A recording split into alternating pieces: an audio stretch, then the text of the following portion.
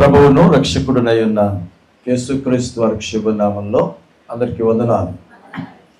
మరొకసారి మీ మధ్య దేవుని మాటలు అందించడానికి ప్రభువు చూపిన కృపను బట్టి ప్రభువును స్తుతిస్తూ మరి యొక్క అవకాశాన్ని ఇచ్చిన స్థానిక దైవజనులు మరి తండ్రి సమాన్ పౌలయ్య గారికి వారి కుటుంబానికి నా వందనాలు. ఈ రాత్రి సమయంలో తెస్సలోనికలకు రాసిన మొదటి పత్రిక 4వ అధ్యాయం 1 నుంచి 5 వచనాలు చదువుకుందాం. ఒక్క నిమిషం అందరూ తీసారా? బైబిల్ ఉన్న వాళ్ళందరూ తీయండి. 1 నుంచి 5 వచనాలు. మొదటి వచనాన్ని నేను చదువుతాను, 2వ వచనం మీరు చదవండి. 3 నేను చదువుతాను, 4, 5 కలిపి మీరు చదవండి. మెట్టుకు సహోదరులారా, మేము ప్రభువైన యేసు ద్వారా మీకు ఇచ్చిన ఆజ్ఞను మీరు ఎరుగుదురు.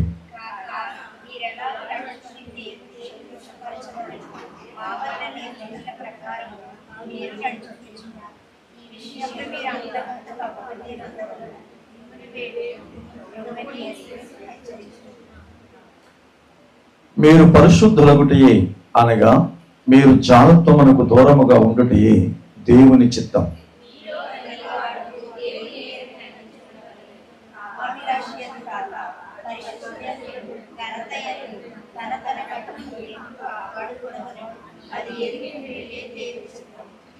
చిన్న ప్రార్థన. ప్రేమ కలిగిన కృపామయుడైన మా తండ్రి, మహోన్నతుడా నీకు వందనాలు నాన్న. ఈ యొక్క ప్రత్యేకమైన సమయంలో ఈ దిద్దుబాటు కూడికలలో నాయన సంఘ క్షేమాభివృద్ధి సహవాసంలో ఈ చివరి కూడికలో ప్రత్యేకమైన రీతిగా నీ దాసుని బలపరిచి సంఘమునకు అవసరమైన, సమాజానికి అవసరమైన శ్రేష్టమైన మాటల చేత సంధించమని యేసుక్రీస్తు వారి యొక్క నామంలో అడిగి వేడుకొనుచున్నాము తండ్రి. ఆమేన్. హల్లెలూయా. ప్రభువునందు ప్రియమైన వారులారా, ఉదయకాలం నమ్మకమైన జీవితాలు అనే విషయంలో కొన్ని విషయాలు నేర్చుకోగలిగాం. ఈ సాయంత్రపు వేళ దైవికమైన జీవితం. ఈ 4వ అధ్యాయంలో 18 వచనాలు ఉన్నాయి. ఈ 18 వచనాలకి గనక ఒక పేరు పెట్టగలిగితే, ఈ 18 వచనాలకి ఒక అంశం ఇవ్వగలిగితే అది దైవికమైన జీవితం. దైవికమైన జీవితం అంటే స్నానం చేయడం, పట్టుబట్టలు కట్టడం కాదు. దైవికమైన జీవితం అంటే ఉపవాసం చేయడం, యాత్రలు చేయడం కాదు. అసలు దైవికమైన జీవితం ఎలా ఉండాలి, దైవికమైన జీవితం ఎలా ఉంటుంది అనే మాటని పౌలు గారు ఈ 18 వచనాల్లో చాలా స్పష్టంగా సూటిగా చెప్పాడు. ఈ 18 వచనాలని దేవుని లేఖనంలో ఆలోచన చేస్తే 2-3 విషయాలు ఈరోజు జ్ఞాపకం చేస్తాను. దైవికమైన జీవితం 4వ అధ్యాయం 2వ వచనంలో చూడండి. మీరు ఎలాగూ నడుచుకుని దేవుని సంతోషపరచాలో మా వలన నేర్చుకున్నారు. అంటే దైవికమైన జీవితం అంటే దేవుణ్ణి సంతోషపరిచే జీవితం. దైవికమైన జీవితం అంటే దేవుని హృదయం ఎరిగిన జీవితం. ఈ రోజున ఇన్నేళ్ల మీ విశ్వాస యాత్రలో, మీ ఆధ్యాత్మికమైన జీవితంలో దేవుని ఇష్టం ఏంటో మీకు అర్థమైందా? చాలామంది మాట్లాడుతూ, అబ్బో మేము చాలా భక్తిగా ఉంటాం బ్రదర్, మా చర్చిలో అబ్బో చాలా స్ట్రిక్ట్గా ఉంటుంది బ్రదర్. నువ్వు అనుకుంటున్న స్ట్రిక్టో, నువ్వు అనుకుంటున్న భక్తో కాదు. నీ భక్తి ఎవరికి నచ్చాలి? అంతే కదా. నువ్వు అనుకోవచ్చు, నేను చేపల కూర వండితేనండి మా ఊళ్ళో 3 ఈదుల అవతల కొత్త దోసనని. అస్సలు నేను చేపల కూర వండితే మంచిదే, కానీ అది మంచిదో చెడ్డదో చెప్పాల్సిన వాళ్ళు ఎవరు? తిన్నోళ్ళు కదా, వండినోళ్ళు కాదు. అద్దం ముందు నిలబడితే ఎవడికి వాడే అందగాడిని అనుకోకపోతే వెనక్కుబడి చేస్తాడు. అవునా? అద్దం ముందు నిలబడి ఎవడికాడు అందంగా లేదనుకుంటే బయటకు రాగలమా? ఇప్పుడు ఇంతకీ మనం అందంగా ఉన్నామో లేమో చెప్పాల్సిన ఎవడు అర్థం కాదు. మనుషులు కదా. ఇప్పుడు మన భక్తి సరి అయినదా, మన భక్తి మంచిదా చెప్పాల్సింది దేవుడు, మనం కాదు. మనకు మనం ఇచ్చుకునేది కాదు, సెల్ఫ్ డిక్లరేషన్ కాదు. ఇక్కడ మనం ఏదైనా రేషన్ కార్డుకి అప్లికేషన్ పెట్టినప్పుడు, లేకపోతే ఏదైనా ప్రభుత్వ పథకాలకి అప్లికేషన్ పెట్టినప్పుడు కింద ఒకటి ఉంటుంది, సెల్ఫ్ డిక్లరేషన్. నేను ఇస్తున్న ఈ సమాచారంలో ఏదైనా లోపం తేడా ఉంటే చట్టపరమైన చర్యలు తీసుకున్నట్టుకు నేను అంగీకరిస్తున్నానని రాస్తాం. Self declaration. అది భక్తికి సెల్ఫ్ డిక్లరేషన్ పనికి రాదు. భక్తి మనం ఎవరికి చేస్తున్నామో ఆయన చెప్పాలి. చాలామంది అబ్బో మా చర్చిలో ఆరాధన అండి దేవదూతలు దిగి వచ్చినట్టు ఉంటుందండి అంటారు. దేవదూతలు దిగినటువంటి ఆరాధన చేస్తే అసలు బ్రదర్ మేము ఆరాధన చేస్తే అసలు పైనుంచి కిందకి తడిచిపోద్దండి అంటే చెమటడితే బాగా ఆరాధన చేసినట్ట. ఇలా తయారయ్యారు జనం. కానీ భక్తి జీవితం, దైవికమైన జీవితం అంటే దేవుని మనస్సును సంతోషపెట్టడం. ఆయన సంతోషపెట్టడం అంటే ఒక మాట చెప్పిన ఆయన మనస్సుని ఎరగడం. 70 సంవత్సరాలు ఉన్న పెద్ద ఆయన అరుగు మీద కూర్చుంటే వంటగదిలో ఉన్న భార్య అంటది, పెళ్ళై 40 సంవత్సరాలు అయింది, ఇప్పటికి అర్థం కాలేదు నువ్వు అంది. వెంటనే ఇదిలో ఉన్నాయని అన్నాడు, నువ్వేదో మాకు అర్థమయ్యావు మరి అన్నాడు. కానీ పిల్లలు పుట్టారు, పెళ్ళిళ్ళు చేశారు, మనవాళ్ళు కూడా వచ్చారు. కానీ ఏమవ్వలేదు ఇక్కడ. ఈ రోజున భక్తి కూడా అలాగే ఉంది. భక్తి కూడా అలాగే ఉంది. దేవుని ఇష్టం ఏంటో అర్థం కాలేదు, జీవిత చివరి భాగానికి వచ్చేసాం. దేవుని మనసేంటో అర్థం కాలేదు, మరణం ఎదుటికి వచ్చేసాం. ఒకవేళ దేహం విడిచిన తరువాత దేవుని ఎదుట నిలబడినప్పుడు నీ భక్తి ఏంటి అని అడిగితే మనం ఏం చెప్పగలం? ఆలోచన చేశారా? దేవుని చిత్తం, దేవుని చిత్తం. ఒకవేళ మీరు అనొచ్చు అదేంటండి, ఆయన ఏమన్నా మనిషా, ఆయన ఏమన్నా మనిషా? మా ఆయన ఇష్టం ఏంటంటే నేను చెప్తాను, మా ఆవిడ ఇష్టం ఏంటంటే నేను చెప్తాను, మా పిల్లల ఇష్టం ఏంటంటే నేను చెప్తాను. కంటికి కనపడని అదృశ్యుడు, అగోచరుని యొక్క ఇష్టం నేను ఎట్లా చెప్పను? నిజమే, అవునే కదా, నిజమే. దేవునికి ఇష్టం ఉందా? చాలాసార్లు మనకు తెలియదు అసలు. యోహాను శుభవార్త 8వ అధ్యాయం 29వ వచనం చూడండి ఒకసారి. నన్ను పంపినవాడు నాకు తోడై ఉన్నాడు, ఆయనకిష్టమైన నేను ఎల్లప్పుడూ. ఏం చెప్పాడండి యేసుప్రభు? నన్ను పంపినవాడు నాకు తోడై ఉన్నాడు, ఫస్ట్ స్టేట్మెంట్. రెండో స్టేట్మెంట్ అంటాడు ఆయనకిష్టమైనది. అంటే దేవునికి ఏముంది? ఇష్టం ఉంది. ఆయన అగోచరుడు గాని, ఆయన అదృశ్యుడు గాని, ఆయనకు ఇష్టం ఉంది. ఆ ఇష్టం అర్థమైతే భక్తి శక్తివంతమవుతుంది. ఆ ఇష్టం అర్థమైతే జీవితం సార్థకమవుతుంది. అంతేనే గాని నీకు తెలిసినట్టు చేస్తే కాదు, నువ్వు అనుకున్నట్టు చేస్తే కాదు. నీకు తెలిసినట్టు నువ్వు అనుకున్నట్టు చేస్తే ఆ భక్తిని గురించి దేవుడు ఏమన్నాడు తెలుసా? మత్తయి సువార్త 15వ అధ్యాయం 9వ వచనంలో ఒక అద్భుతమైన పదం చెప్పాడు ఆయన. ఈ ప్రజలు తమ పెదవులతో నన్ను గణపరుస్తున్నారు, వారి హృదయము నాకు దూరంగా ఉంది. మనుష్యులు కల్పించిన పద్ధతులు దైవోపదేశములని బోధించుచు వారు నన్ను వ్యర్థముగా. ఎవరు చెప్పారు ఈ మాట? ఎవరు చెప్పారు ఈ మాట? ప్రభువు చెబుతున్నాడు ఈ మాట. ఎవరితో చెబుతున్నాడంటే ధర్మశాస్త్రం ఎరిగిన వాళ్ళతో చెబుతున్నాడు. ఎవరితో చెబుతున్నాడు అని అడిగితే యూదులతో మాట్లాడుతున్నాడు. వీరు నన్ను ఆరాధిస్తున్నారు, నన్ను ఘనపరుస్తున్నారు. ఆ ఘనత పెదవులకు పరిమితమైంది, వారి హృదయం వేరొకరికి సొంతమయ్యింది. వారి పెదవుల పైన నేనున్నాను, వారి హృదయాలలో వేరొకడున్నాడు. వారు మనుషులు కల్పించిన పద్ధతి. ఏ పద్ధతి అంట? మనుషులు కల్పించిన పద్ధతి. ఓ మాట చెప్తా, తైలాభిషేకం దేవుడు ప్రవేశపెట్టిందా, మనుషులు కల్పించిందా?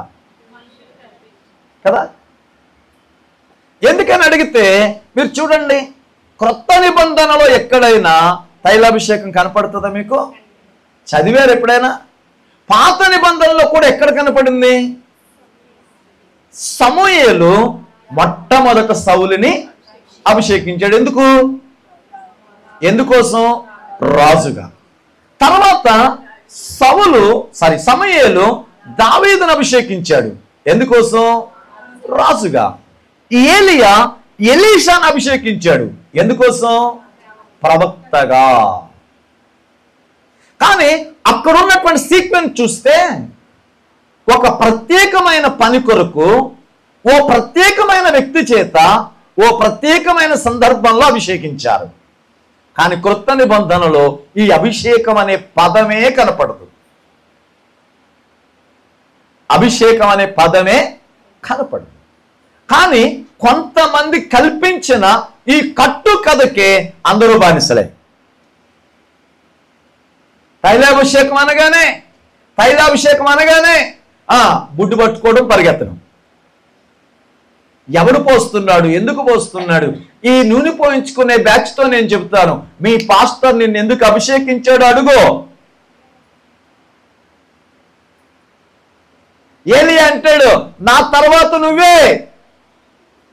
సమూయేలు అంటాడు, ఇదిగో సౌలు, ఈ ప్రజల మీద నా తర్వాత నువ్వే. ఈ నూనె పోసిన బ్యాచ్ ఎవడి మీదైనా నా తర్వాత నువ్వే బోధకుడు అని చెప్పమన్నాడు. చూద్దాం.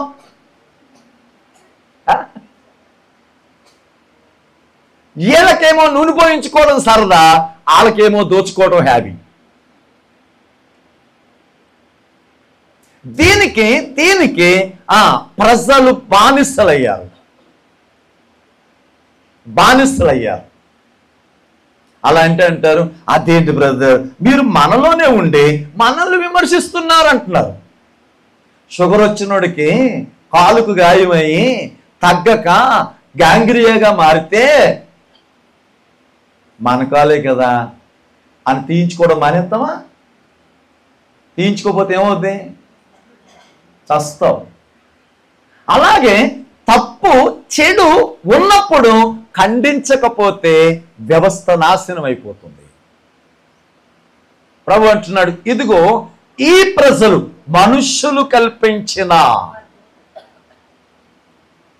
మనకి రోల్ మోడల్, మనకు మాదిరి ఎవరు అంటే యేసుక్రీస్తు మాత్రమే.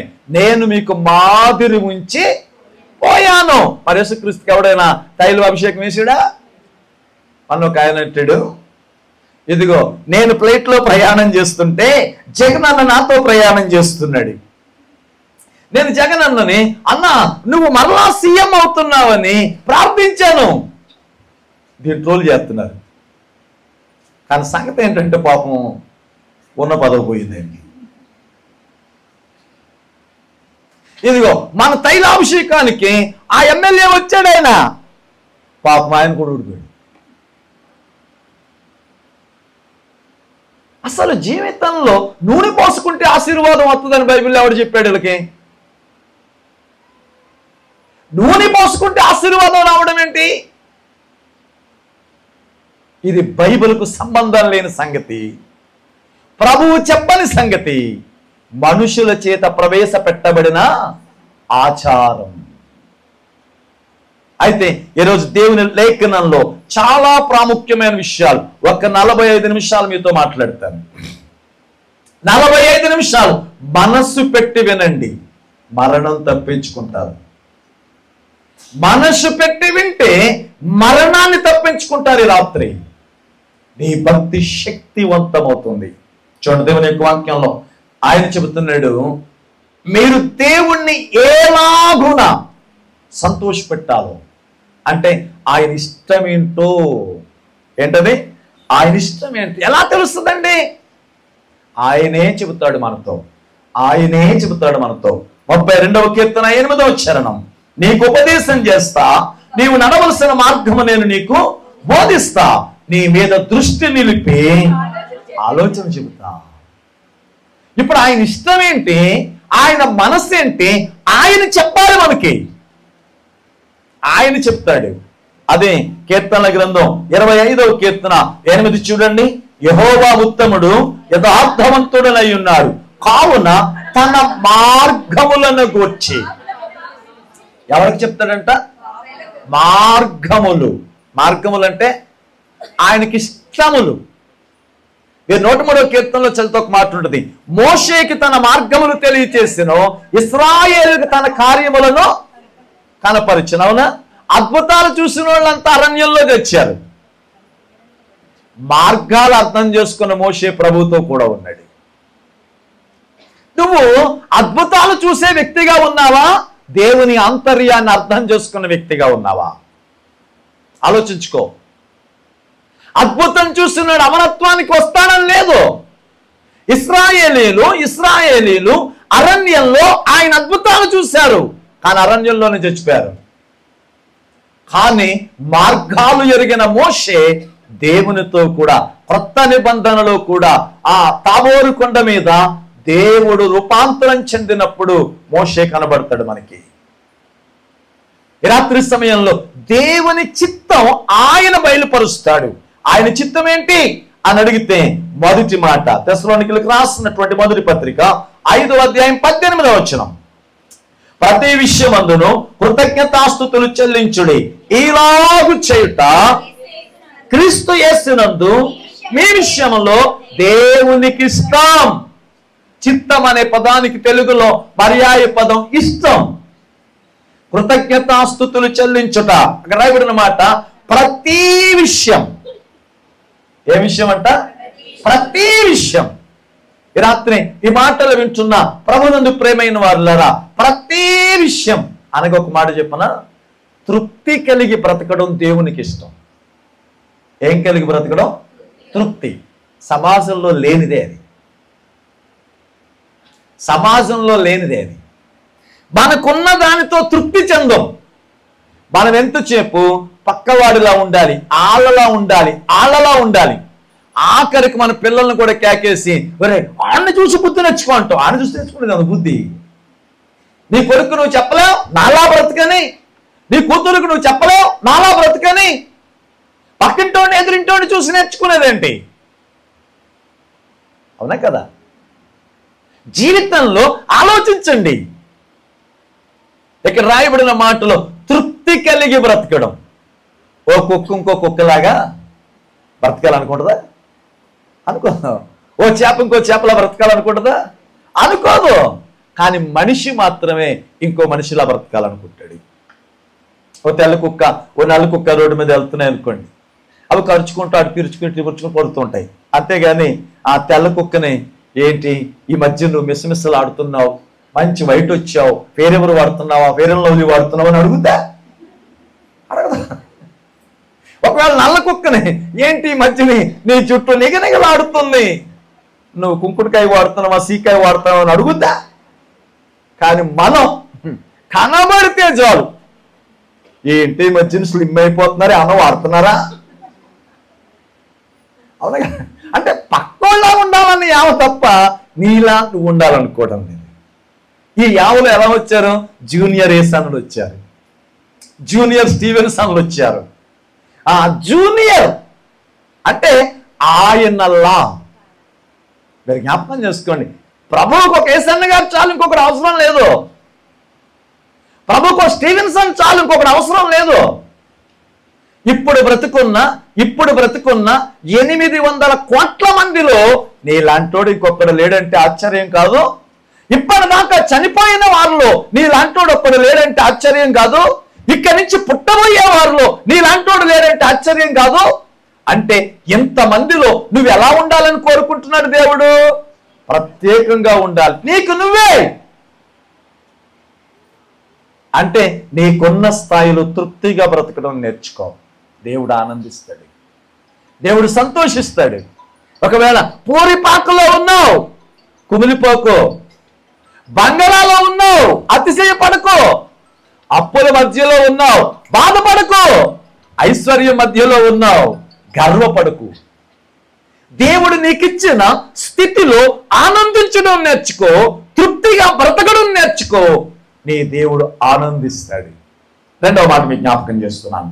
ఇంకా ఎలా ఉంటే దేవునికి ఇష్టం అని అడిగితే, ఆ తెస్సలోనికీయులకు రాసినటువంటి మొదటి పత్రిక 4వ అధ్యాయం 5వ వచనం, పరిశుద్ధత యందును ఘనత యందును తన ఘటమును ఎట్లు కాపాడుకునవలెనో అది ఎరుగయుండుట దేవునికి ఇష్టం.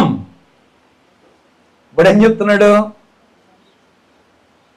చర్చికి వచ్చేవాడు పవిత్రంగా వస్తాడా, పరిశుభ్రంగా వస్తాడా? ఉన్నారు ఇక్కడ? హలో, ప్రైజ్ ది లార్డ్, హల్లెలూయా. చర్చికి వచ్చేవాడు పవిత్రంగా వస్తాడా, పరిశుభ్రంగా వస్తాడా? ఏం మాట్లాడట్లేదు ఇది. అసలు పరిశుభ్రంగా రావాలా, పవిత్రంగా రావాలా? ఎలా వస్తున్నాం మనం? అసలు పరిశుభ్రంగా ఎందుకు వస్తున్నామో తెలుసా మీకు? పక్కోడు మన పక్కన కూర్చోడేమో అని. మన బాధ ఎప్పుడు పక్కోడు గురించే. మనం స్నానం చేసినా, మనం బాడీ స్ప్రే కొట్టినా, వేరెవరు రాసినా, పాన్స్ పౌడర్ రాసినా పక్కోడు కోసం. ఆడికి చెమటకోపోతుందేమో. అసలు ఎప్పుడైనా ఆలోచన చేస్తున్నావా? దేవునికి తల కంటెన మలినం కాదు అసహ్యం, మనసు కంటెన మలినం.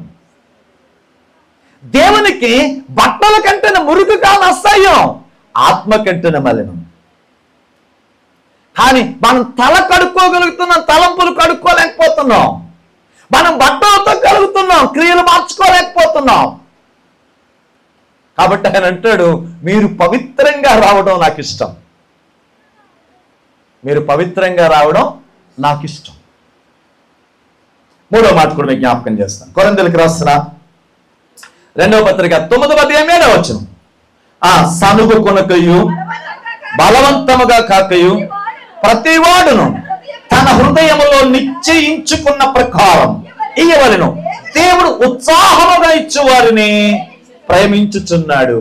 ఇంకా ఎలా అంటే సంగతి దేవునికి ఇష్టం? దాతృత్వము కలిగిన జీవితం అంటే దేవునికి ఇష్టం. ఏ జీవితం అది? దాతృత్వం కలిగిన జీవితం. యేసు ప్రభు చూడండి, ఆయన సువార్తల్లో మనం చదివితే ఎక్కువగా ఎక్కడ నిలబడ్డాడు అంటే కానుకలు పెట్టి దగ్గర నిలబడ్డాడు. ఆయన పార చూసెను. దేవునికి ఇవ్వడంలో దాతృత్వంగా ఇవ్వడం. ఓ బ్యాంకులో డబ్బులు లెక్కెడుతున్నారట. డబ్బులన్నీ కొట్టేసి లెక్కెడతాం మొదలెట్టేసరికి ఏమైందంటే కొన్ని కాగితాలు పక్కెళ్ళి మీటింగ్ పెట్టాయి. ఒక 500 నోటు, ఓ 200 నోటు, ఒక 100 నోటు, ఒక 50 నోటు, ఒక 10 రూపాయల నోటు మీటింగ్ పెట్టాయి. మనం కూడా అంతే కదా, పెళ్ళికి వెళ్తాం. ఆ పెళ్లి కొడుకు పెళ్లి కూతురు పైన ఉంటారు. పాస్టర్ గారి సంగతి పాస్టర్ గారు చూసుకుంటాడు. మనం పెళ్ళోళ్ళలో ఉంటాం. చీర ఎక్కడ కొన్నాం, మంచి బాగుంది, ఏ షాపులో కొన్నారు, రీబేట్ ఏమైనా ఇచ్చారా, ఇవి అడుగుతుంటాం. అలాగే ఈ కాగితాలు మాట్లాడుకుంటున్నాయి. నువ్వు ఎక్కడి నుంచి వచ్చి ఎలా ఉన్నారు, రేట్ సంగతి. సరే, ఇంక అందరికంటే పెద్ద అక్క కదా 500 నోట్ని అడగమన్నారు. అడిగారు. ఆమె ఎక్కడి నుంచి వచ్చావు? ఎక్కడి నుంచి చెప్పడం మొదలెట్టింది.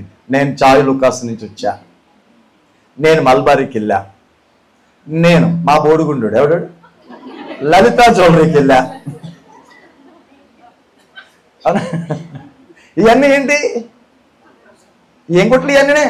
బంగారం కొట్లు. జాయ్ లుకాస్ కానీ మల్బారీ కానీ ఇవన్నీ బంగారం కొట్లు. ఇప్పుడు పాస్త కంగారు పడింది. ఎవరు? చిన్న అక్క 200 నోటు కంగారు పడి అంది, నేను ఎప్పుడు చూడలేదే అంది. మరి ఎక్కడి నుంచి వచ్చావు నువ్వు? నేను ఆర్ఎస్ బ్రదర్కి వెళ్ళా, నేను చందన బ్రదర్కి వెళ్ళా, నేను సౌత్ ఇండియా షాపింగ్ మాల్కి వెళ్ళా, నేను చెన్నై షాపింగ్ మాల్కి వెళ్ళా, నేను కంచి వరామహాలక్ష్మి పట్టుచీరల షాప్కి వెళ్ళా అంది. ఇవన్నీ ఏంటి? బట్టలు ఇవన్నీ. ఇప్పుడు 100 రూపాయలు ఇంకా కంగారు పడింది. అది చెప్పిన షాపులు తెలియదు నాకు, ఇది చెప్పిన షాపులు తెలియదు. మరి నువ్వు ఎక్కడి నుంచి వచ్చావన్నారు. నేను డీమార్ట్కి వెళ్ళా, నేను రిలయన్స్కి వెళ్ళా, నేను స్పెన్సర్కి వెళ్ళా, నేను మోర్కి వెళ్ళా, నేను హోల్సేల్ షాప్కి వెళ్ళాను అంది. ఇవన్నీ ఏంటి? కిరాణా కొట్లు, పప్పులు ఉప్పులు అమ్ముకునేవాడిని. ఇప్పుడు సంగతి ఎవరు? 50 రూపాయలు వచ్చింది. అజ్బాబోయ్, నాకు తెలియని ప్రపంచం చాలా ఉంది. ఇన్నున్నాయా? మరి నువ్వు ఎక్కడి నుంచి వచ్చా? నేను ఊరి చివరన్న సోడా కొట్టుకెళ్ళా, ఊరి సెంటర్లో ఉన్న సోడా కొట్టుకెళ్ళా, సందులో ఉన్న ఫ్యాన్సీ కొట్టుకెళ్ళా, ఊరి చివరన్న సారా కొట్టుకెళ్ళానండి. ఇప్పుడు 10 రూపాయల నోటికి ఇంకా కంగారు పడుతుంది. వాళ్ళ చెప్పినవి తెలదంటే వీళ్ళు చెప్పినవి కూడా నాకేమీ తెలియవు. ఇంతకీ నువ్వెక్కడి నుంచి వచ్చావన్నారు. నేను లోదరిన్ చర్చికి వెళ్ళాను, నేను బాప్టిస్ట్ చర్చికి వెళ్ళాను, నేను బ్రదరిన్ చర్చికి వెళ్ళాను, నేను జీడిఎం చర్చికి వెళ్ళాను, నేను పెంతుకోత్ చర్చికి వెళ్ళానని మొదలెట్టింది. ఇప్పుడు చెప్పండి, 10 రూపాయలు ఇట్టుకుని ఎవడైనా బంగారం కొట్టుకెళ్తాడా? 10 రూపాయలు అట్టుకుని కనీసం బట్టలు కొట్టుకెళ్తాడా? 10 రూపాయలు అట్టుకుని డిమార్ట్కి వెళ్ళాం మగాడు ఎవడైనా ఉన్నాడా? అసలు డిమార్ట్కి వెళ్ళినప్పుడు పట్టుకెళ్ళిన డబ్బులు సరిపోక కార్డులు కొడుతూ ఉంటాం మనం. 10 రూపాయలు సారా కొట్టుకెళ్తాడు. 10 రూపాయలు అట్టుకుని ఎవడైనా 100 రూపాయలు అట్టుకుని వచ్చేస్తాం. ఎక్కడికే? చర్చిలోకి. వేసింది చిల్లర, వచ్చేసేది అల్లరి. మీరు చూడండి, 10 రూపాయలు వేసి 10 కోట్లు కోరతారు ఇక్కడ. 10 రూపాయలు వేసిన ఆయన ఇల్లు కట్టుకోలేకపోతున్నాను, ఆయన ఇల్లు కట్టుకోవాలి, ఆయన వేసింది 10, అడిగింది 10 కోట్లు. కనుక జీవితంలో దేవునికి సంతోషం ఏంటి అని అడిగితే దాతృత్వం కలిగిన జీవితం. ఇప్పుడు చూడండి, 3 విషయాలు చెప్పాను. ఒకటి, తృప్తి కలిగిన జీవితం దేవునికి ఇష్టం. రెండవది, పవిత్రత కలిగిన జీవితం దేవునికి ఇష్టం. మూడవది, దాతృత్వం కలిగిన జీవితం ఇష్టం. ఇప్పుడు ఈ చిత్తం ఎరిగిన వాళ్ళు, ఈ ఇష్టం ఎరిగిన వాళ్ళకి దొరికే ఓ సంగతి ప్రభు చెబుతున్న మాట. మత్తయి సువార్త 7:21. ప్రభువా ప్రభువా అని పిలుచు ప్రతి వాడు పరలోక రాజ్యములో ప్రవేశింపడు, కానీ పరలోకమందున్న నా తండ్రి ఇష్టము చొప్పున. అంటే చిత్తం అనే పదానికి ఇష్టం అని కలిపి చదవండి, అర్థం అవుతుంది బైబిల్. పరలోకమందున్న నా తండ్రి ఇష్టము చొప్పున బ్రతుకువాడే. మరి ఇప్పుడు ఆలోచన చేయండి, పరలోకం వెళ్ళిపోతాం, ఎక్కడికి వెళ్తాం? వీటిలోకి. ఇప్పుడు పరలోకం వెళ్ళేవాడు ఉపవాసం ఉన్నాడని లేదు ఇక్కడ. పరలోకం వెళ్ళాలంటే ఆయన ఇష్టం ఎరిగి బ్రతకాలి. మరి ఈ 3 విషయాల్లో మీరు ఎక్కడున్నారో జ్ఞాపకం చేసుకోండి. దైవికమైన జీవితం అంటే ఆయన మనస్సు ఎరిగి బ్రతకడం, ఆయన ఇష్టం ఎరిగి బ్రతకడం, ఆయన కోసం బ్రతకడం. హల్లెలూయా. రెండవ సంగతి, 4వ అధ్యాయం 4వ వచనం. 4వ అధ్యాయం 4వ వచనం. ముగింపు టైం వచ్చేసింది, 4వ వచనానికి వచ్చాం. అందుకైనా అమ్మా, తెస్సలోనికలకు రాసిన మొదటి పత్రిక 4వ అధ్యాయం 4వ వచనం. మీలో ప్రతి వాడును దేవుని ఎరగని అన్యజనుల వలె కామాభిలాష యందు కాక పరిశుద్ధత యందును ఘనత యందును తన ఘటమును ఎట్లు కాపాడుకునవలెనో అది ఎరిగి ఉండుట. అదొక మాట చెప్పున. ఇప్పుడు ఏమంటాడు అంటే ఇంద్రియ నిగ్రహం కలిగి బ్రతకాలి. దైవికమైన జీవితం అంటే ఇంద్రియ నిగ్రహం. కంటికి కనిపించిన దాన్ని బట్టి కాదు, చెవికి వినిపించిన దాన్ని బట్టి కాదు, మనసుకు నచ్చినట్టు కాదు, ఇంద్రియ నిగ్రహం కలిగి బ్రతకాలి. ఈరోజు మన జీవితాల్లో మన ఇంద్రియాలను స్వాధీనం చేసుకున్న వాళ్ళుగా ఉన్నామా? స్వాధీనం చేసుకున్న వాళ్ళుగా ఉన్నామా? ఈ మాటలు చూస్తున్నప్పుడు ఇంద్రియ నిగ్రహం, కామ క్రోధ మద లోభ మోహ మత్సరములను జయించిన వారుగా ఉండాలి. పరలోకం అంటే, దైవికమైన జీవితం అంటే చన్నీళ్ళు స్నానం కాదు. దైవికమైన జీవితం అంటే తెల్లని బట్టలు కాదు. దైవికమైన జీవితం అంటే ఇంద్రియాలను స్వాధీనం చేసుకోవడం. మరి ఈ రోజున మన ఇంద్రియాలను జయించినటువంటి అనుభవం మనకుందా? ఉందంటారా? మీరు ఆలోచన చేయండి. మన కళ్ళు మన మాట వింటాయా? మన నాలుక మన మాట వింటుందా? మన చర్మం మన మాట వింటుందా? మన చెవి మన మాట వింటుందా? అంటే మనకున్నటువంటి పంచేంద్రియాలను మనము జయించగలిగినటువంటి స్థితి. ఆ మాటని పౌలన్న రాస్తూ కొలసీలకు రాసిన పత్రిక 3వ అధ్యాయం 5వ వచనం చూడండి. కావున భూమి మీదనున్న మీ అవయవములు జారత్వము, అపవిత్రత, కామాతురత, దురాశను, విగ్రహారాధనైన ధనాపేక్షను చంపేయండి, చంపేయండి, చంపేయండి. చాలాసార్లు మన జీవితంలో జ్ఞాపకం చేసుకోండి, శరీరాన్ని స్వాధీనం చేసుకోక, శరీరాన్ని జయించలేక బ్రతుకుని నాశనం చేసుకుంటున్నాం. ఒకవేళ ఎలా అనొచ్చు, ఇది ఎలా సాధ్యం బ్రదర్, ఇది ఎలా సాధ్యం? ఈ చెడిన ప్రపంచంలో మేము ఎలా బ్రతకగలం అని అడిగితే కొంతమందిని మీకు జ్ఞాపకం చేస్తాను. ఇంద్రియాలను జయించినటువంటి వ్యక్తులు కొంతమందిని మీకు జ్ఞాపకం చేస్తాను. ఆదికాండం 6వ అధ్యాయం 6వ వచనం చూడండి. 6 నరులను చేసినందుకు, భూమి మీద నరులను చేసినందుకు దేవుడు దుఃఖపడ్డాడు. 12వ వచనం చదవమ్మా. దేవుడు భూలోకమును చూచినప్పుడు అది చెడిపోయి ఉండెను. ఆ భూమి మీద సమస్త శరీరులు తమ మార్గములను చెరిపివేసుకునిరి. ఏమంటున్నాడు అంటే భూమి మీద చెడిపోయిరి. ఎంత చెడిపోయారు అని అడిగితే ఆ రోజుల్లో మగవాళ్ళు పెళ్లి చేసుకునే స్థాయికి చెడిపోయారు. ఆ రోజుల్లో బాలురు మొదలుకొని వృద్ధుల వరకు పాపం చేయడానికి ఎగబడి అంతగా చెడిపోయారు. ఇంతకీ చెడిపోవడం అంటే అర్థం ఏంటో తెలుసా? 6వ అధ్యాయం 2వ వచనం. 6వ అధ్యాయం 2వ వచనం. అమ్మా, దేవుని కుమారులు నరుల కుమార్తెలలో చక్కని వారిని చూచి తమ మనస్సుకు నచ్చినట్టు, అంటే చెడిపోవడం అంటే అర్థం ఏంటో తెలుసా? మనస్సుకు నచ్చినట్టు, తమకు తోచినట్టు బ్రతకడం, తమకు తోచినట్టు బ్రతకడం. ఈ రోజున ఈ అపవిత్రత ఈనాడు సమాజంలో కూడా కనబడుతుంది. అయితే ఆ పాడైన ప్రపంచంలో, ఆ నైతికంగా పతనమైన ప్రజల మధ్య ఓ ప్రత్యేకమైన వ్యక్తి ఉన్నాడు. 5వ అధ్యాయం ఆదికాండం 24వ వచనం చూడండి. హనోకు దేవునితో నడిచిన తరువాత దేవుడు అతను తీసుకుని పోయెను. అతడు అంటే అంత పాడైన ప్రజల మధ్య తన ఇంద్రియాలను నిగ్రహించుకుని, తన దేహాన్ని వశపరుచుకుని పవిత్రంగా బ్రతికినటువంటి వ్యక్తి.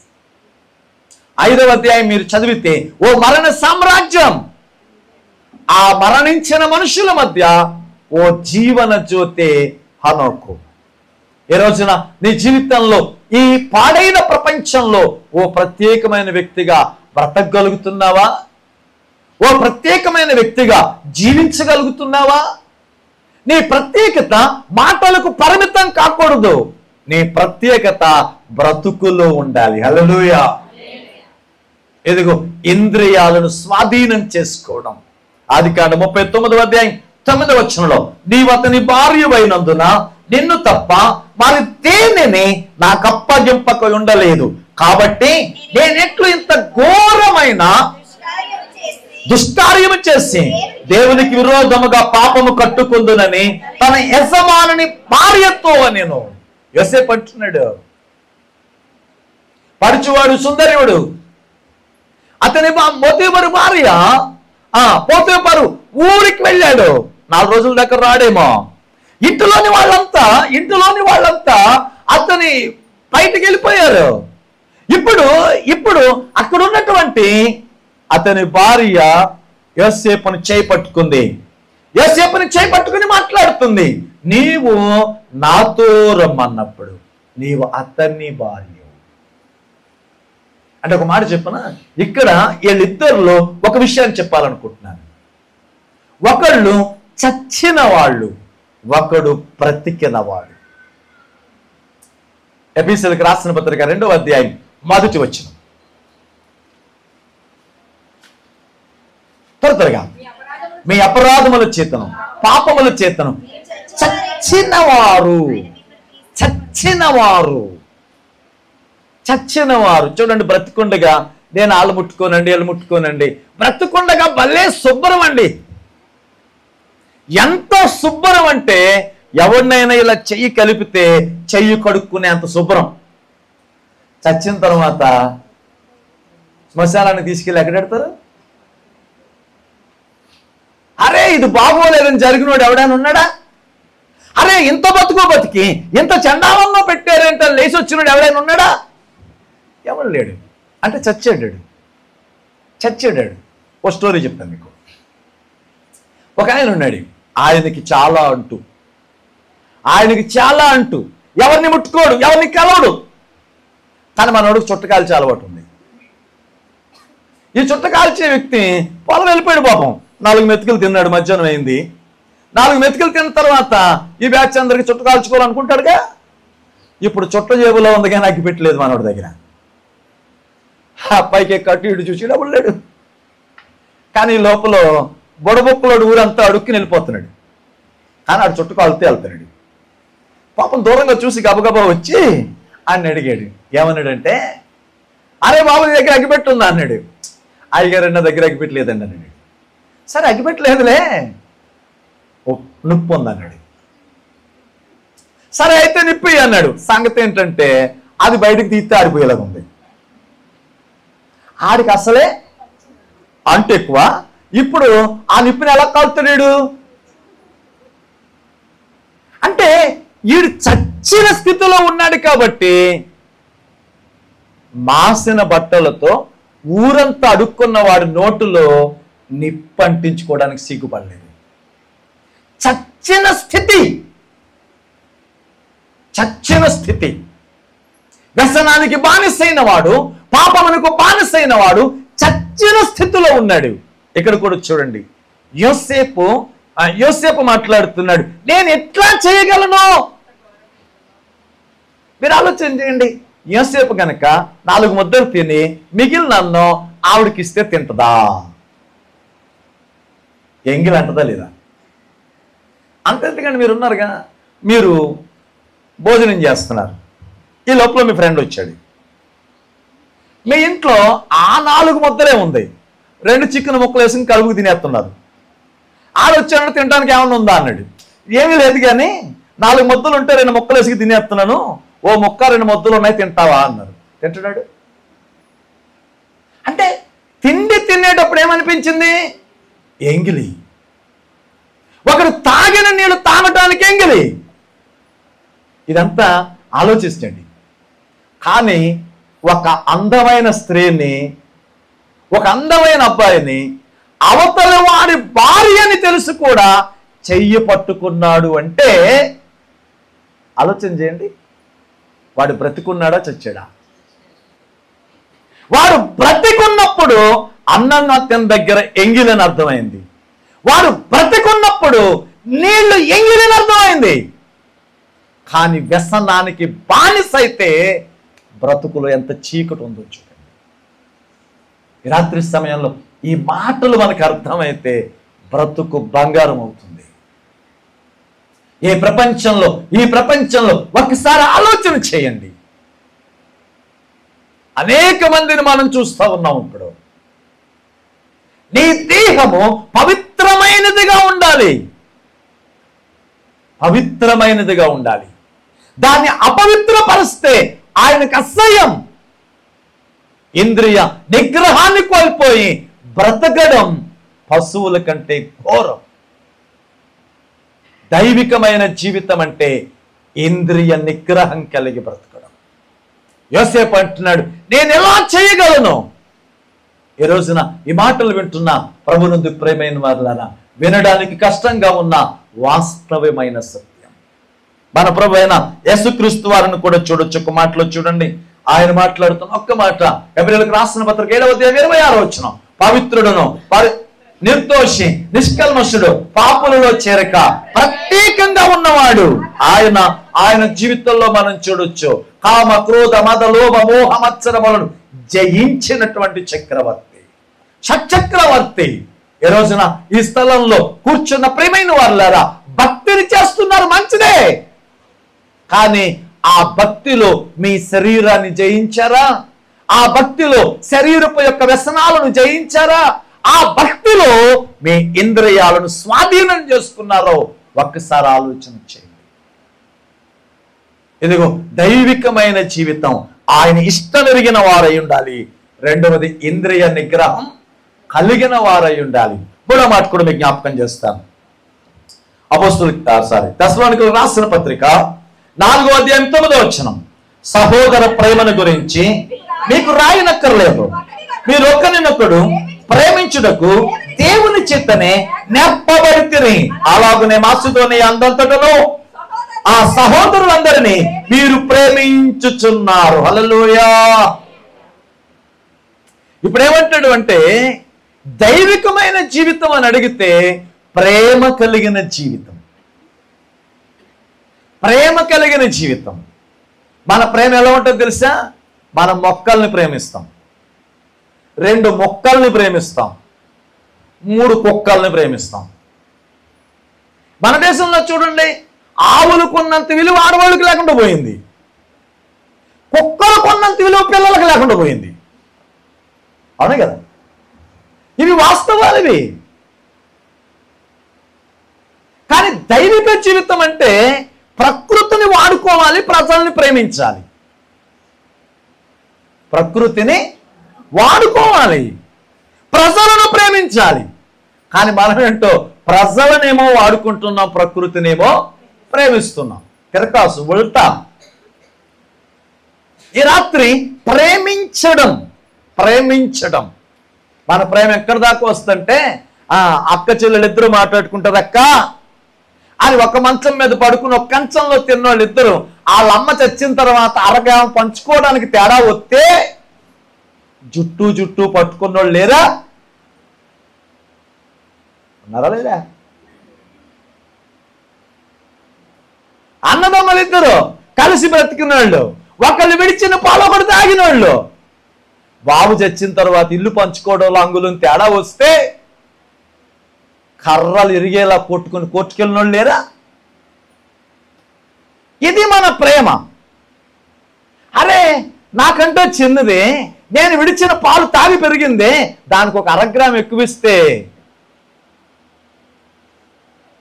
అరే మా అన్నయ్యే నాకంటే పెద్దోడే, నా కోసం ప్రయాసపడ్డాడే, నన్ను ఎత్తుకుని మోస్తాడే, ఒక 4 అంగుళాలు ఎక్కువిస్తే ఏమైంది? మన ప్రేమ పెదవులకు పరిమితం అయిపోతుంది, మన ప్రేమ కార్యరూపం దాల్చటం లేదు. ఈ రోజున దేవుని లేఖనంలో ఒకసారి ఆలోచన చేయగలిగితే, ప్రభునందు ప్రేమైన వారులారా, దైవికమైన జీవితం అంటే ప్రేమ కలిగిన వ్యక్తులుగా ఉండాలి. ఇక్కడ కూర్చున్న ఈ సమూహంలో అత్తతో మాట్లాడలేని కోడళ్ళు, కోడలతో మాట్లాడలేని అత్తలు, అన్నతో మాట్లాడలేని తమ్ముళ్ళు, తమ్ముళ్ళతో మాట్లాడలేని అన్నలు, తండ్రితో మాట్లాడలేని కొడుకులు, తల్లితో మాట్లాడలేని కూతుళ్ళు, వీళ్ళందరూ ఏకమై ఆదివారం పరిశుద్ధ పరిశుద్ధ అని పాడుతారు. ఎవరిని ఉద్ధరించడానికి పాట? అంతకంటే పాడకుండా ఉండటం మేలుగా. నీ ఎదుట ఉన్న సహోదరుని ప్రేమించలేని నీవు అదృశ్యుడైన దేవుణ్ణి ప్రేమించడం అబద్ధం కాదంటారా? అది అసత్యం కాదంటారా? ఈ రోజున ప్రేమించడం, ఒక భార్యాభర్త, వాళ్ళ వివాహమై 8 సంవత్సరాలు అయింది. వాళ్ళ ప్రేమకు గుర్తుగా ఒక 6 ఏళ్ల పాప ఉంది. వాళ్ళిద్దరు చాలా అన్యోన్యంగా మంచి కుటుంబ జీవితాన్ని జీవిస్తున్నారు. ఆ 8 సంవత్సరాలు అయిన తర్వాత ఆయన ఒకరోజు భోజనం చేస్తూ వాళ్ళ ఆవిడ్ని, అమ్మాయి నిన్ను మాట్లాడగలనుకుంటున్నాను అన్నాడు. ఏమండి అడగండి, మీకంటే ఎక్కువ ఎవరండి అడగండి అంది. నాకు విడాకులు కావాలన్నాడు. ఈవిడ వెంటనే ఏంటి అన్నారు? వినపడదా అన్నాడు. అదే మీరు ఏదో అన్నారు, విడాకులు కావాలన్నారు. విడాకులా? ఏమడుగుతున్నారు? మీకు మతుండి అడుగుతున్నారా? కొంచెం ఘర్షణ అయింది. సరే వెళ్ళిపోయారు. మరుసటి రోజు పొద్దున మళ్ళీ టిఫిన్ దగ్గర ప్రారంభమైంది. ఆ రాత్రి మళ్ళా భోజనం దగ్గర ప్రారంభమైంది. ఈ గొడవ కాస్త వంటింట్లోంచి హాల్లోంచి బెడ్రూమ్లోకి, ఇద్దరి మధ్య నుంచి పిల్ల హృదయంలోకి వెళ్ళింది. 2-3 నెలలు గడిచేసరికి ఆ పాప తల్లితో మాట్లాడుతుంది. మమ్మీ, మన డాడీ చెడ్డ డాడీ అయిపోయాడు మమ్మీ, ఈ డాడీ మనకు వద్దంటుంది. చెడ్డ డాడీ అయిపోయాడంట, ఈ డాడీ మనకు వద్దంటుంది. ఇప్పుడు అమ్మాయి అనుకుంది, అరే నా కూతురు దృష్టిలో నా భర్త చెడ్డవాడైపోతున్నాడే, నా కూతురు దృష్టిలో నా భర్త చెడ్డవాడైపోతున్నాడే, నా బిడ్డ మనసు మార్చాలనుకుంది. ఆ రోజు సాయంత్రం ఆఫీస్ నుంచి వచ్చాడు భర్త. భోజనం చేస్తూ, ఏమండి మీరు అడిగారు కదా విడాకులు ఇచ్చేస్తారని.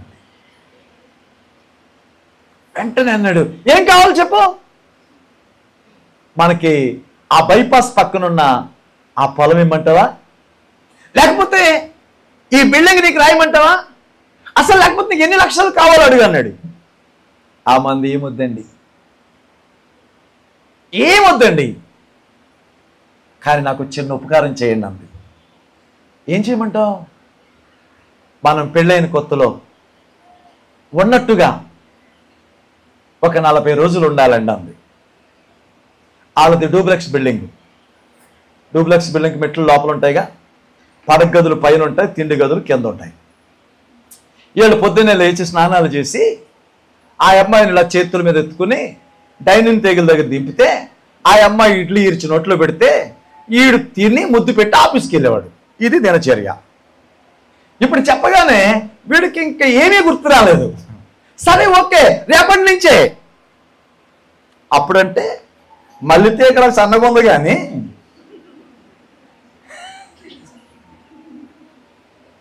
ఇప్పుడు ఎందుకుని మెట్లు దిగడం సాధ్యపడే విషయమా?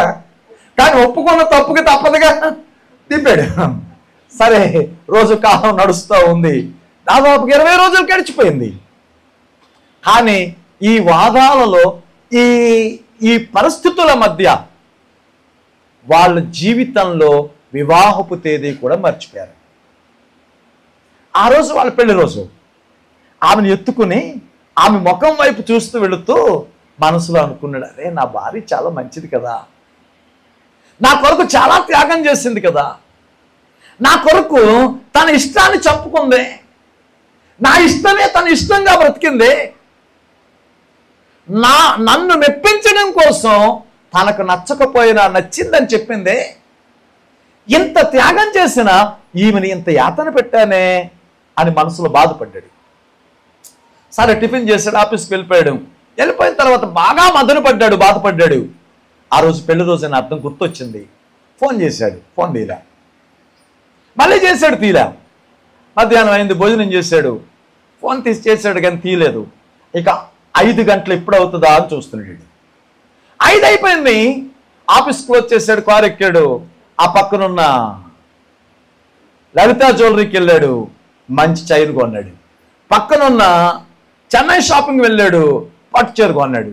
పక్కనున్న స్వీట్ షాప్కి వెళ్ళాడు, స్వీట్ కొన్నాడు. ఎదరికొచ్చాడు, పువ్వులు కొన్నాడు.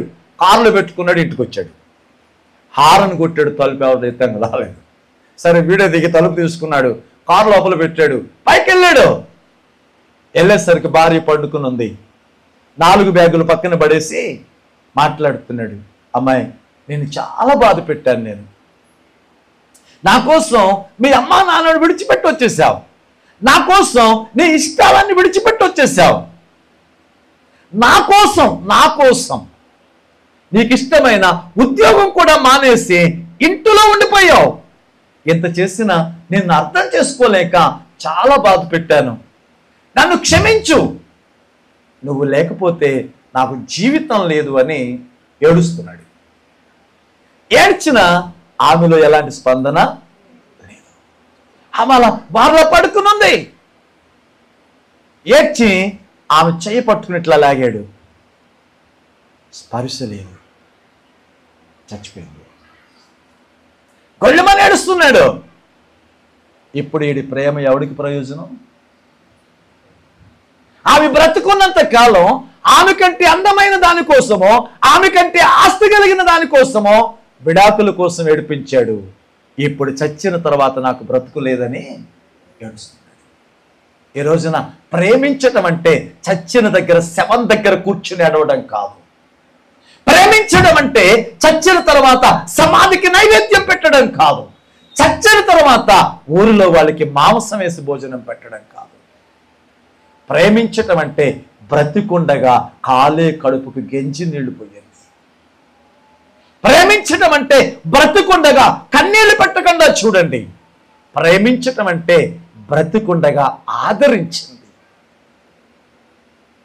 బ్రతికుండగా తల్లికి చీర ఉతకలేని కూతురు చాప దగ్గర కూర్చుని ఏడుస్తుంది. బ్రతికుండగా కొడుకు వస్తాడని గుమ్మం దగ్గర కాచు కూర్చున్న తల్లి రాత్రి 10ంటికి కొడుకు వచ్చి అదరాబెదరా లోపలికి వెళ్ళి 4 మెతుకులు తిని తలుపేసి పడుకుంటాడు. కానీ రాత్రి ఆ తల్లి ఆ కొడుకు రాక కోసం ఎదురు చూచి తిండి కూడా మానేసి పలకరించకుండా పోయాడని తలగడు తడిచేదాకా ఏడుస్తుంది. కానీ చచ్చిన తర్వాత సమాధి కొరకు 3 ప్రయత్నాలు చేస్తాడు. ఈ రోజున ఈ మాటలు జ్ఞాపకం చేసుకోండి. దైవికమైన జీవితం అంటే ప్రేమించడం. ప్రేమించడం ఏమని చెప్పాడు ఆయన? మళ్ళీ చూద్దామాట. మీకు రాయనక్కర్లేదు, మీరు ఒకరినొకరు ప్రేమించుటకు దేవుని చేతనే నేర్పబడితిరి. ప్రభునందు ప్రేమైన వారులారా, నేర్పబడితిరి. ప్రేమ ఉన్న చోట ఐక్యత ఉంటుంది. 133వ కీర్తన 1వ చరణం చూడండి. సహోదరులు ఐక్యత కలిగి ఉండుట ఎంత మేలు, ఎంత మనోహరం. 3వ వచనం, ఆఖరి వచనం. సియోను కొండల మీదకి దిగి వచ్చి హెర్మోను మంచు వలె ఉండును, ఆశీర్వాదమును శాశ్వత జీవమును అచ్చట ఉండవలెనని. ఆశీర్వాదం, జీవం ఎక్కడ ఉండమని చెప్పాడు? ఎక్కడ ఐక్యత ఉందో, ఎక్కడ ప్రేమ ఉందో అక్కడుండు. అత్తగారితో మాట్లాడలేని కోడలు బైబిల్ అట్టుకుని ఊడు తిరుగుద్ది. కోడల్ని పలకరించలేని అత్తగారు వారాల తరబడి ఉపవాసం ఉంటుంది. ఎందుకు దండగా? ఎందుకు దండగా? మీరు మనుషుల్ని ప్రేమించండి, ప్రేమించండి. మీరు ఆలోచన చేయండి. ఓ 30 సంవత్సరాలు వెనక్కి వెళితే అర్ధరాత్రి ఏ పిల్లగాడికైనా కడుపు నొప్పి వస్తుందని బాధపడితే ఎవరింట్లో అయినా వేయటానికి టాబ్లెట్ ఉందా? లేదు. ఎవరింట్లో అయినా ఏముంది? ఆ వామరుకు ఉండేది, 2 మూతలు పట్టింది, తాగి పడుకునేవాడు. కానీ ఈరోజు మీరు ఇంటికి వెళ్ళి కళ్ళు మూసుకుని ఏ కబోర్డ్ అని ఎత్తకండి, టాబ్లెట్ లేని కబోర్డ్ ఎవరింట్లో ఉందని చూద్దాం. అవునా? ప్రతి ఇల్లు కబోర్డు, ప్రతి ఇల్లు మందుల షాపుగా మారింది. కారణం ఏంటో తెలుసా? మనుషులలో ప్రేమ చచ్చిపోయింది. మనుషులలో ప్రేమ చచ్చిపోయింది. దేహాలు రోగాల గుట్టగా మారాయి. ఈ రోజున మనం ఆరోగ్యం అంటే మందుల్లో చూస్తున్నాం, అందం అంటే బట్టల్లో చూస్తున్నాం, సుఖం అంటే సౌకర్యాల్లో చూస్తున్నాం, జ్ఞానం అంటే పుస్తకాల్లో చూస్తున్నాం. ఆరోగ్యం అంటే మందులు కాదు, అందం అంటే బట్టలు కాదు, సుఖం అంటే సౌకర్యాలు కాదు. ఆనందం అంటే ప్రేమించడం. కాబట్టి యేసుక్రీస్తు ఈ ప్రపంచానికి నేర్పించినటువంటి దైవికమైన జీవితం ఏంటంటే ప్రేమించడం. ఎక్కడో యూరోపియన్ కంట్రీలో పుట్టినటువంటి మదర్ తెరీసా భారతదేశానికి వచ్చి వీధులలో అనాథులైన వారిని చూచి చెల్లించిపోయింది. తన భాష కాని వారి కోసం, తన రక్త సంబంధులు కాని వారి కోసం తన ప్రేమను పంచింది, బ్రతుకులో ఆశలు పుట్టించింది. తాను అనేకులకు ఆశాజ్యోతిగా మారింది. ఈ రోజున ఆ ప్రేమను చూసిన వ్యక్తులు, ఈ రోజున ఆ ప్రేమను చూసిన వ్యక్తులు, యేసు ప్రభు అంటే గిట్టని వాళ్ళు ఉంటారేమో కానీ మదర్ తెరీసా గురించి తప్పుగా మాట్లాడేవాడు ఎవడు? మన గోదావరి జిల్లాల్లో మీరు చూస్తే డొక్కా సీతమ్మ గారు ఆ లంక గ్రామాల్లోకి వెళ్ళినోడికి ఆకలి అన్నవానికి ఆస్తులమ్మి అన్నం పెట్టింది. ఆ రోజున ఇంగ్లాండ్ నుంచి వచ్చిన ఆయన, అమ్మ నాకు పట్టాభిషేకం చేస్తున్నారు, మీరు పట్టాభిషేకానికి రావాలని ఆహ్వానించారట. ఆమె అందట, అయ్యా నేను ఇంగ్లాండ్ ఎక్కడ రాగలను, నాకు ఎందుకు వచ్చిన ఇవన్నీ, నేను రాలేను అంటే, అమ్మ మీ ఫోటో ఒకటి పంపించండి, ఆ ఫోటో కుర్చీలో పెట్టి నేను పట్టాభిషేకం చేసుకుంటాను. నేను చెప్పిన ఈ ఇద్దరిలో ఏ ఒక్కడు వార్డు మెంబర్గా కూడా నెగ్గునుడు కాదు. మదర్ తెరీసా కానీ డొక్కా సీతమ్మ కానీ అవతల వాళ్ళ ఆకలిని అర్థం చేసుకుని, అవసరాన్ని అర్థం చేసుకుని ప్రేమను పంచిన వ్యక్తులు.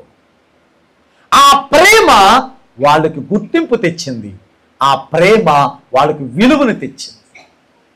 ఈ రోజున క్రైస్తవులుగా, దేవుని పిల్లలుగా, పరిశుద్ధులుగా ఆ ప్రేమ కలిగిన వ్యక్తులుగా ఉన్నామా? ఆ ప్రేమ కలిగిన వ్యక్తులుగా ఉన్నామా? దేవుడు ప్రేమాస్వరూపి, ప్రేమ లేనివాడు దేవునిని చూడడు. అంటే ప్రేమ లేనివాడు ఎక్కడికి రాడని అర్థం? పరలోకానికి రాడని అర్థం. పరిశుద్ధత లేకుండా ఎవ్వడును పరలోకం చేరడు. మరి ఈ రోజున దైవికమైన జీవితం అనుకుంటే ఏమనుకుంటున్నావు నువ్వు? 3 విషయాలు. 1, దేవుని మనస్సును ఎరిగి బ్రతకడం. 2, ఇంద్రియ నిగ్రహం కలిగి బ్రతకడం. 3, ప్రేమ కలిగి బ్రతకడం. 4వ మాట చెప్పినట్టు ముగించేస్తాను.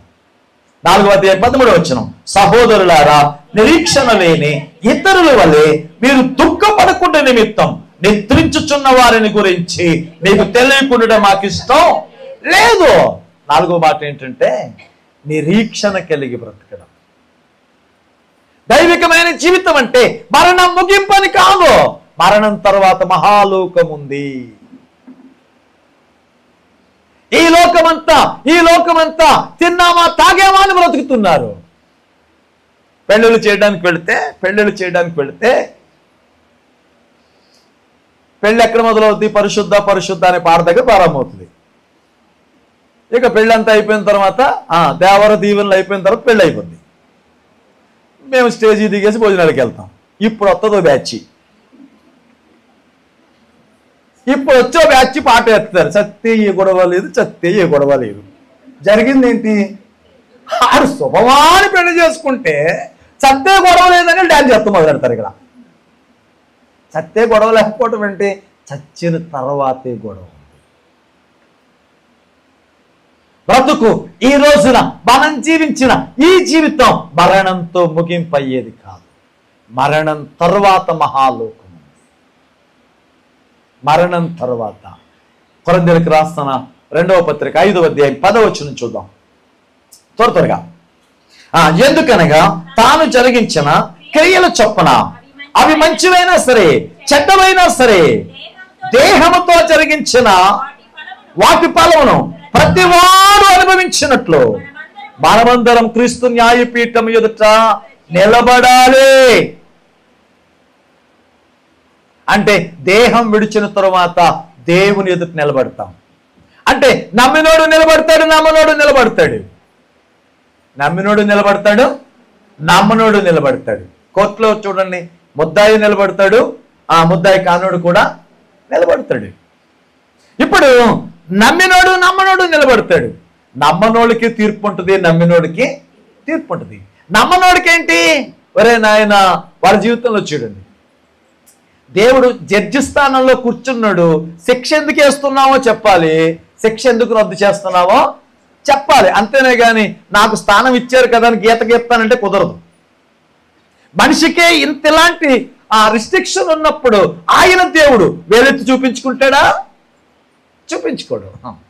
కాబట్టి ఇప్పుడు ఆ చర్చకి రాని వాళ్ళు, ప్రభువుని ఎరగని వాళ్ళు, రక్షింపబడని వాళ్ళకి కూడా తీర్పు ఉంది. వాళ్ళను కూడా ఒక సంగతి జ్ఞాపకం చేస్తాం. అంటే దేవునికి ఇది న్యాయమా అని అడిగితే మనం ఆదికాండం 5-6 అధ్యాయాలు చదివితే, తీయదు 5-6 అధ్యాయాలు చదివితే అక్కడ ఉంటుంది, వాళ్ళందరూ పాపం చేస్తారు కాబట్టి ఇప్పుడు నోవాహుతో అంటాడు, వారి అంతము నా సన్నిధిని వచ్చే ఉంది, నువ్వు చిత్రారూప మాను తీసుకుని వాడకట్టు. 100 సంవత్సరాలు కట్టాడు. మన అన్న 100 సంవత్సరాలు ప్రకటించాడంట దేవుని నీతి. ఏం ప్రకటించాడో తెలియదు. మొదటి రోజు వచ్చాడు, దేవుని నీతి ప్రకటించాడు. రెండవ రోజు వచ్చాడు, దేవుని నీతి ప్రకటించాడు. సరే 100 సంవత్సరాలు అయిపోయింది, వెన్నోడు కానీ వచ్చినోడు కానీ ఎవడో లేడు. జరిగిన సంగతి ఏంటంటే 7వ అధ్యాయానికి వెళ్ళేసరికి 7వ అధ్యాయం వెళ్ళేసరికి అక్కడ జరిగిన సంగతి 21వ వచనంలో అందరూ చచ్చిపోయారు. 8 మంది మినహా అందరూ చచ్చిపోయారు. ఇప్పుడు వీళ్ళ చావు కారణం ఏంటి చెప్పాలి మీరు ఇప్పుడు చాలా జాగ్రత్తగా. ఒకటి, వాళ్ళని చంపింది వాళ్ళు చేసిన పాపమా? 2, వాళ్ళని చంపింది దేవునికి వచ్చిన కోపమా? 3, వాళ్ళని చంపింది వాళ్ళ తెగబలిసిన తనమా? అంటే వాళ్ళ నిర్లక్ష్యమా? ఇక్కడే ఉన్నారా? జడ్జిమెంట్ కరెక్ట్గా చెప్పాలి. వాళ్ళని చంపింది వాళ్ళు చేసిన పాపమా, దేవునికి వచ్చిన కోపమా, వాళ్ళ నిర్లక్ష్యమా? మారిపోయిందండి. తీర్పు మారకూడదు, ఒకటే చెప్పాలి.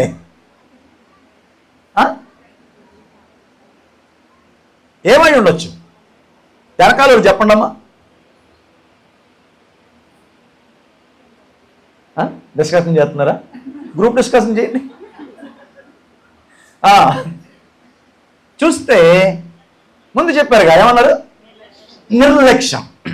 ఎందుకు చెప్తున్నానంటే మనం పక్కోడికి తీర్పు చెప్పడానికి వెళ్ళి చెప్తాం. పక్కోడు కొడుకు తప్పు చేయడు అనుకోండి, వెంటనే ఏమంటుంది తెలుసా? అదే నా కొడుకు అయితేనా చెవ్వడాలు చేసేవాడిని అంటాం. ఒకవేళ నీ కొడుకు చేసాడు అనుకో, అలా కాదు బ్రదర్, మనోడు అసలు అలాంటోడు కాదు, కానీ అలా చేయాల్సి వచ్చింది అక్కడ.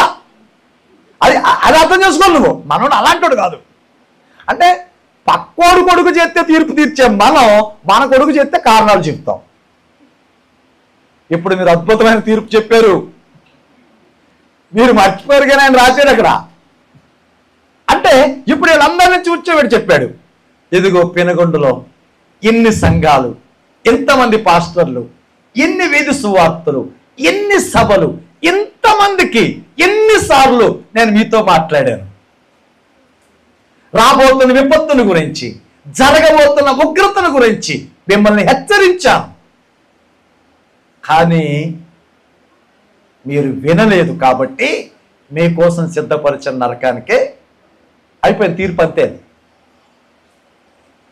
ఇప్పుడు వీళ్ళ గురించి మాట్లాడతాడు, రక్షింపబడిన తర్వాత మనం ఏం చేశామనేది. అంటే మరణం ఎవరికీ ముగింపు కాదు. ఇప్పుడు ఈ దేహంలో ఉండగానే నీకు నిరీక్షణ ఉండాలి. దేవునితో ఉంటావా, అగ్నితో ఉంటావా? నువ్వు ఇందాకో తీర్పు చెప్పావుగా, నీ జడ్జిమెంట్ నువ్వు రాసుకో. రేపేదో జరుగుద్దని భ్రమలో బతుక్కో. నువ్వు ఇప్పుడు ఒక అద్భుతమైన తీర్పు చెప్పలే, వాళ్ళు చేసిన పాపం కాదు, దేవుని కోపం కాదు, వాళ్ళ యొక్క నిర్లక్ష్యం. రైట్, అదే జడ్జిమెంట్. అది ఇప్పుడు మన జీవితంలో కూడా అంతే. మనం చేసిన పాపాన్ని బట్టి దేవుడు కోపపడడం లేదు, మనం కప్పుకోవడాన్ని బట్టి దేవుడు కోపపడుతున్నాడు. దైవికమైన జీవితం అంటే నిరీక్షణ కలిగిన జీవితం. ఈ రాత్రి నీ జీవితంలో జ్ఞాపకం చేసుకో. 18 వచనాల్లో 4 ప్రాముఖ్యమైన విషయాలు చెప్పాడు.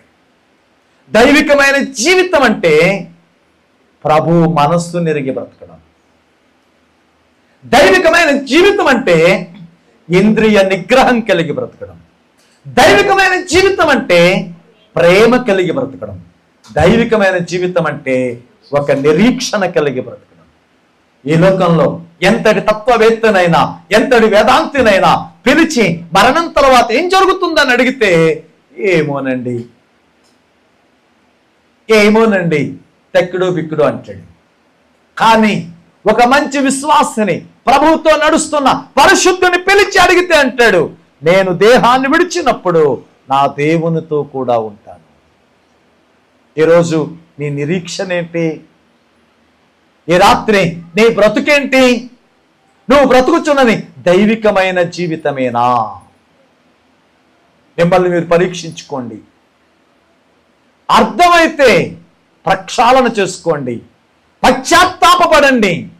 పరిశుద్ధులగుటకు ఒక ఆహ్వానం, పరిశుద్ధులగుటకు ఒక ఆహ్వానం. ఈ రాత్రి కూడా ఈ అవకాశాన్ని చేజార్చుకుంటే నీకంటే చెప్పేవారు లేక చెడిపోతే దురదృష్టం. చెప్పేవారు లేక చెడిపోతే దురదృష్టం. చెప్పేవారు ఉండి కూడా చెడిపోతే మూర్ఖత్వం. ఉన్నారు ఇక్కడ అర్థమైంది మీకు? చెప్పేవారు ఉండి కూడా చెడిపోతే మూర్ఖత్వం. మరి ఈ రోజున మీరు ఇక్కడి నుంచి ఎలా లేచి వెళ్తారు? తలలు వంచండి, ప్రార్థన చేసుకుందాం. తలలు వంచండి, ప్రార్థన చేసుకుందాం.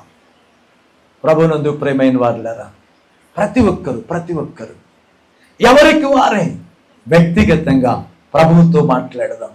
ఎవరు మౌనంగా ఉండొద్దు. ఒక్క నిమిషం నీ దేవునితో మాట్లాడు. ఒక్క నిమిషం నీ దేవునితో మాట్లాడు. ఆయన నిన్ను గురించి గంటకు పైగా ఆయన నిన్ను సంధించాడు.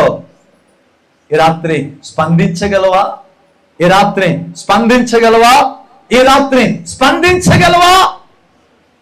నిన్ను నువ్వే ఒకసారి సరి చేసుకోవడానికి ప్రయత్నించు.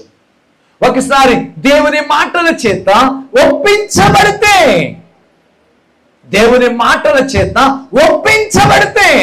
నీ బ్రతుకు అద్భుతం కాబోతుంది. నీ జీవితం ఆశీర్వదించబడబోతుంది. నీ జీవితాన్ని జ్ఞాపకం చేసుకో, నీ బ్రతుకుని జ్ఞాపకం చేసుకో. ఈ రోజున నీ జీవితాన్ని జ్ఞాపకం చేసుకో. ఈ రాత్రి సమయంలో, అయ్యా, నేను దైవికమైన జీవితాన్ని జీవించాలనుకుంటున్నాను. నా దేవుని ఇష్టాన్ని అర్థం చేసుకుని ఆయన సంతోషపరచాలనుకుంటున్నాను.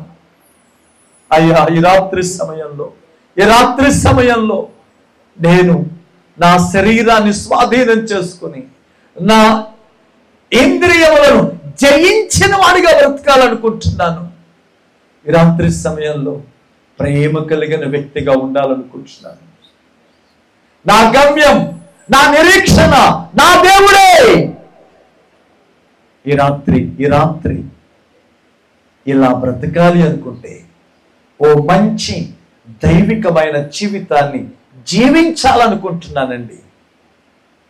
ఇక చాలు, చెప్పేవారు లేక చెడిపోయాను. ఈరోజు నా దేవుని ప్రేమ నాకు అర్థమైంది. ఈరోజు నా బ్రతుకులో ఉన్న వ్యర్థత నాకు అర్థమైంది.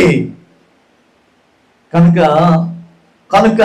నా దేవునితో నడవాలనుకుంటున్నానండి అనేవారు ఎవరైనా ఉంటే మీ కుడి హస్తాన్ని చూపించండి. మీ కొరకు ప్రార్థన చేయబోతున్నాను. దయచేసి ఎవరు సిగ్గుపడొద్దు. దేవునితో ఒక తీర్మానం చేద్దాం. ఈ రాత్రి మనం చేసే తీర్మానం మన భవిష్యత్తు కాబోతుంది. నీకు తెలుసా, నువ్వు చేసే తీర్మానం నీ బ్రతుకు, నీ భవిష్యత్ అంతే. నీ కొరకు ప్రార్థన చేయబోతున్నాను. ఒకసారి ఆలోచించు. 2020-21లో జరిగిన సందర్భాన్ని నువ్వు ఒకసారి దృష్టించగలవా? 11 నెలలు 4 గోడల మధ్య చేతికి శానిటైజర్ పోసుకుని మూతికి చిక్కం పెట్టుకుని భయం గుప్పట్లో బ్రతికిన సంగతి గుర్తులేదా నీకు? ఆలోచించు. వాట్సాప్ ఆన్ చేస్తే ఎలాంటి ఫోటో చూడాల్సి వస్తుందో, ఎలాంటి దుర్భరమైన వార్త వినాల్సి వస్తుందో. ఆ రోజుల్లో ఏప్రిల్ నెల మొదలుకొని జూన్ మాసం వరకు ఎక్కడ చూసినా శవాలు గుట్టలే. ఎక్కడ చూసినా ఆ చివరి యాత్రలో ముందు నడిచే శవాలైతే ఆ రోజుల్లో ఎక్కడ చూసినా పరిశుద్ధులు పాపులనే తారతమ్యం లేకుండా పరుడు అంచులకు వెళ్ళిపోయిన స్థితులు మనం చూసాం. ఈ స్థితిని చూసినటువంటి హేతువాదులు ఇలా మాట్లాడారు. అయ్యో, స్వస్థత అన్నారు, దేవుడు అన్నారు, పాస్టర్లే పాడెక్కిపోతుంటే వాళ్ళు దేవుడు ఎక్కడా? పాపులకి ఈ పాస్టర్లకి తేడా ఏంటి అని మాట్లాడారు. కానీ దేవుడు అంటున్నాడు, నా పిల్లలకి నేను ఇచ్చిన పని అయిపోయింది కనుక, నా పిల్లలకి నేను అప్పగించిన బాధ్యత అయిపోయింది కనుక నా దగ్గరికి తెచ్చుకున్నాను అని చెప్పాడు. మరి పాపుల సంగతి ఏంటి? మారడానికి ఇచ్చిన అవకాశాలు అయిపోయినాయి కాబట్టి పాపేశారు. ఈ రాత్రి బ్రతికున్నామంటే అర్థం తెలుసా? ప్రభువు కొరకు పని చేయాల్సిన అవసరమైనా ఉంది, బ్రతుకు మార్చుకోవలసిన స్థితి అయినా ఉంది. అందుకోసం నువ్వు బ్రతుకున్నావు, అందుకే మరో అవకాశం నీ చేతికి వచ్చింది. ఈ రాత్రి కూడా విడిచిపెట్టుకు వెళ్ళిపోతావా? ఈ రాత్రి దైవికమైన జీవితాన్ని జీవిస్తాను అని చేయవెత్తిన వారు లేచి నిలబడి మీ కొరకు ప్రార్థన చేయబోతున్నారు. చేయవెత్తిన వారు మాత్రమే, మిగిలిన వాళ్ళు ఎవ్వరూ నిలబడుతూ ఈ రాత్రి ప్రభు ఎదుట మీ చెయ్యి ఎత్తిన వారు లేచి నిలబడండి. మీ కొరకు ప్రార్థన చేయబోతున్నాను. ప్రార్థన చేయబోతున్నాను.